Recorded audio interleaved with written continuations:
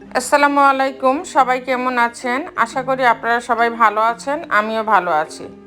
তারপর তো হঠাৎ করে রাতের বেলা খিদে লেগে গেল, মাঝে মধ্যে এরকম হয় আমার সাথে। তারপর চুলায় একটু গরম পানি দিয়ে সুপি নুডলস রান্না বান্না করলাম।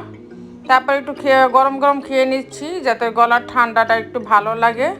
রান্না করেছি সোপের মতো, মানে একটু পানি রেখেছিলাম কিন্তু পানিটা পরে টেনে গিয়েছে, মানে বুঝতে পারিনি। তারপর খুবই টেস্টি হয়েছে। মানে আমি এক এক সময় এক এক ধরনের খাবার খাওয়া পছন্দ করি, যখন যেটা খাবো আপনাদের সাথে শেয়ার করব। তারপর চিন্তা করলাম একটু পানি খেয়ে নিই। ইদানিং তো আমার গলার ভয়েসে একটু সমস্যা হয়েছে, মাঝে মধ্যে এরকম সমস্যা হয় আমার সাথে।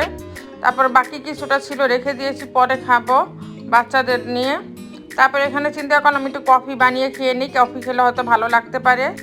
আশা করছি আমার আজকের লাইফস্টাইল ব্লগটি আপনাদের সকলের কাছে অনেক ভালো লেগেছে। ভালো লেগে থাকলে আমার চ্যানেলটিকে লাইক, শেয়ার ও